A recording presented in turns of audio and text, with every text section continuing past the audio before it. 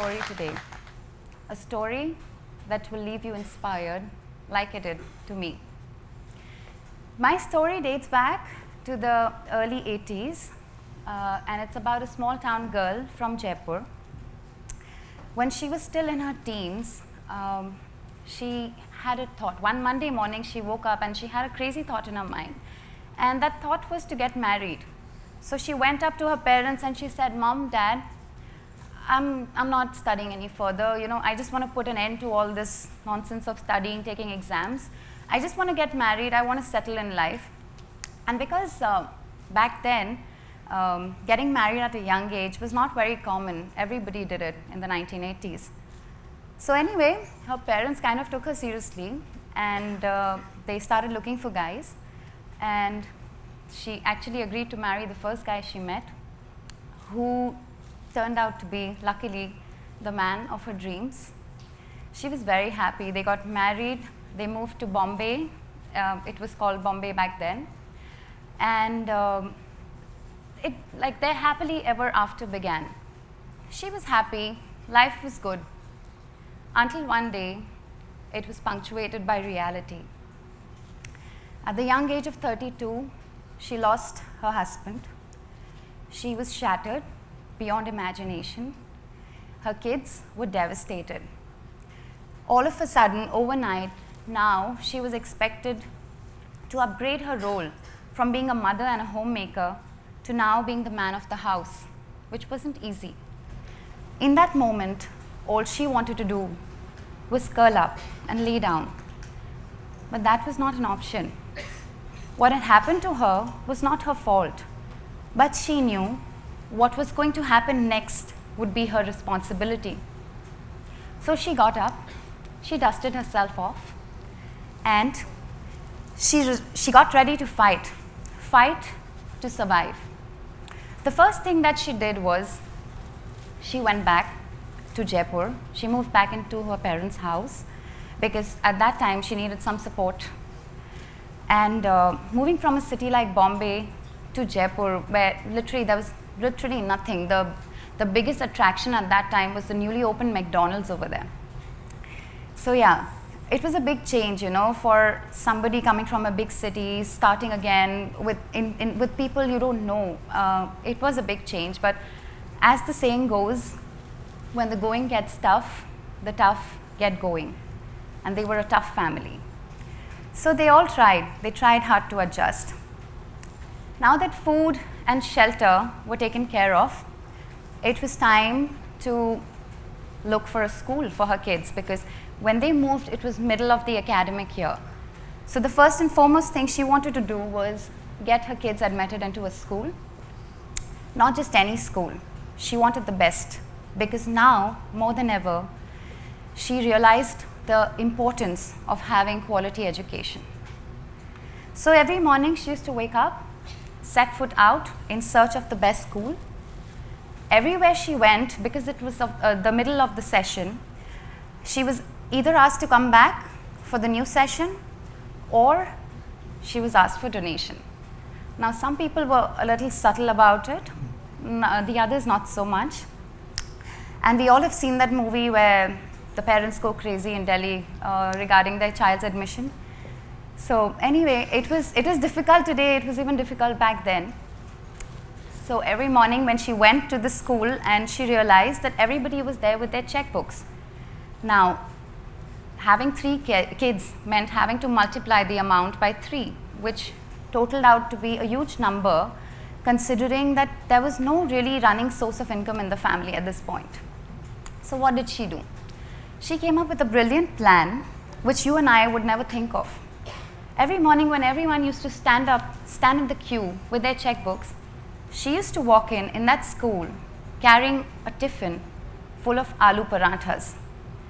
And she used to go up to the reception, who was half tired and half frustrated, and she used to feed her those aloo parathas.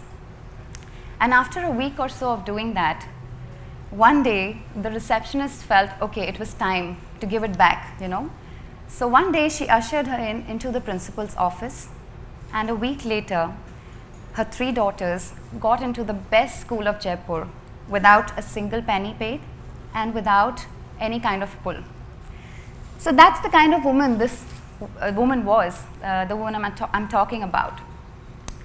Now that education was out of the way, it was sorted, the next step was to actually find a line of work, because no matter how generous your bank accounts are, they can't feed you through life.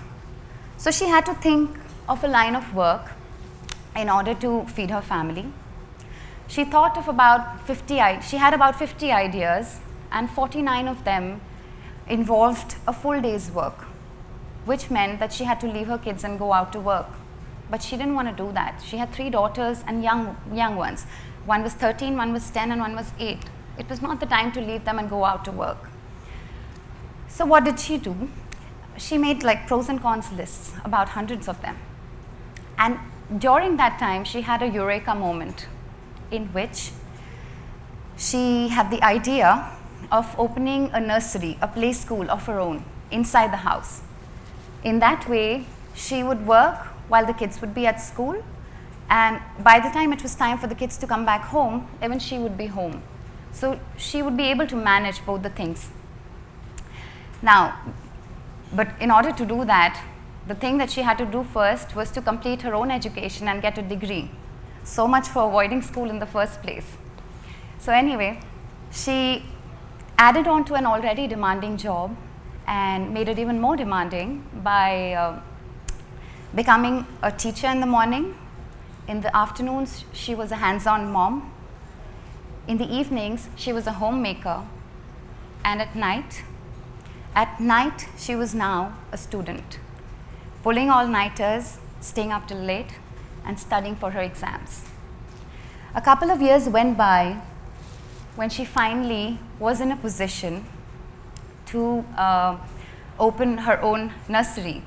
So she put that admissions open board, she hung it there, and day in, day out, she used to just look at that board. She used to look at the gate thinking that, one day somebody is going to walk in with their child for admission. But I guess her struggle period wasn't over just yet. So she thought it was time to do something more. Maybe she had not done enough. So what she did was, her marathon began. She went to the hospitals in the radius of about 10 kilometers, and she collected data from them of the parents who had delivered their babies about 2 years ago from that day. Because that's when I think parents start looking for a nursery for their kids, when the kid is turning 2. She got the data from the hospitals, and obviously there was no Facebook or Instagram back then, and the newspaper ads clearly hadn't worked. So she wrote to these parents. She sent handwritten letters to their houses. She made personal calls telling them about their school, about her school, about her background and everything. And she made everything. She made all the effort. And finally, I think in the first year of her school, there were about 7 kids, which wasn't enough, but it was good for a start. And every time she used to go out with her family for a movie, or at the restaurant, or even at the mall for shopping, every time she used to see a child, she used to walk up to the parents and she used to start talking to them. She used to share her business card, and she used to say that, I've come up with a school, why don't you bring your child in for a stay and play, come get the feel, get the vibe of the place, come and bring your child in, and if you like it, you can come and join. And now her daughters were teenagers. So it was a little embarrassing for them to see their mom, just walking up to strangers, talking to them, sharing her business cards. But for her, it was not a big deal, because she knew in order to make it work, she had to hustle. And nothing was big or small for her at that moment. She had to do it, so she did it. In the 3rd year of the school, she maxed out her capacity, and the school now had 350 children, from 7 kids to 350 kids, which was a big deal. And thank you. She had done it. She did it. She had the fortitude. She had the determination. She had the stamina to go ahead and do what she had thought she would, not just for a week or for a month. She had it for years to come. She worked really hard. She took her best ideas, her strongest intuitions, and she jumped in knowing that there was just a 50-50 chance, and she hustled and made it 100%. This woman I speak so highly of, guys, is my mother. And thank you. And it is because of her today that all three of her daughters, all three of us, have made something out of our lives. Now, as you all know, I'm an author, and writing was something I just did as like a hobby, you know. It was just something I started as notes in my diary. I used to do some poetry. And then my husband, when he read my diary, and he used to be like, okay, you know, I think you write well, you should just do something about it. And around, I think 4.5 years ago, I came up with the idea of converting my notes into a book. So that was a big challenge, first of all, to convert it into a manuscript that I could actually pass around for people to read.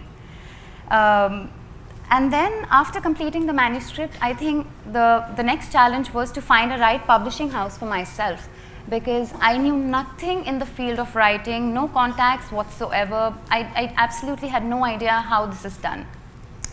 So the first publishing house I came across was not based in India.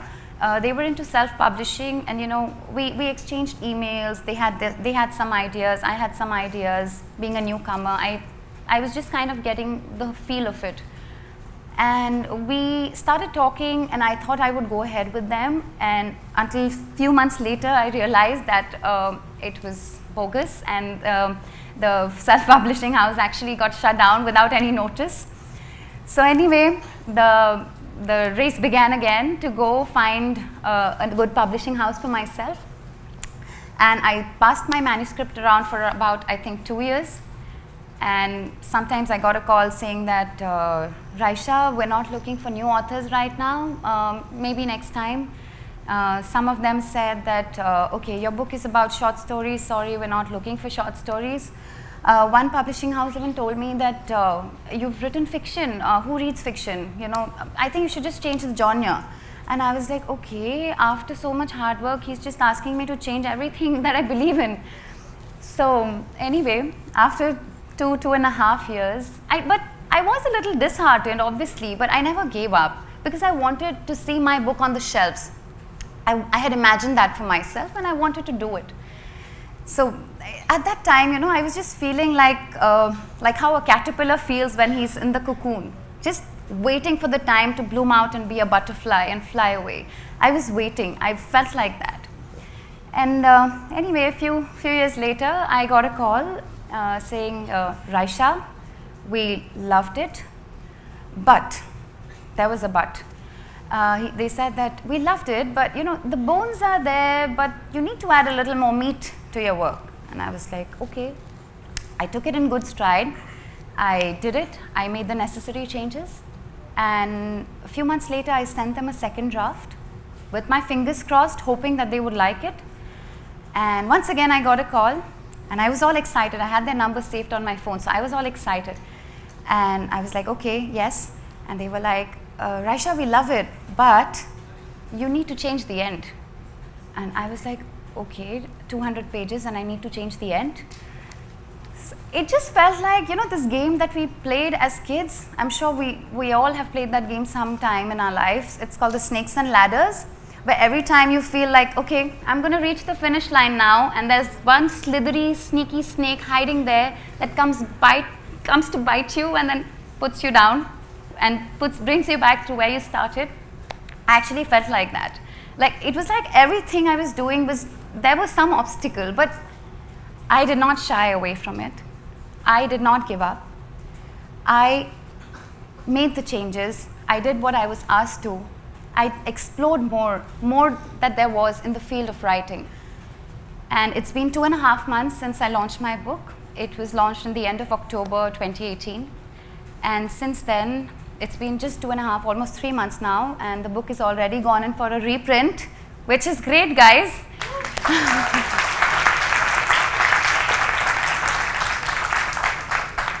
So all I'm saying is, there will be times in life where you will feel that the snake is going to come and bite you.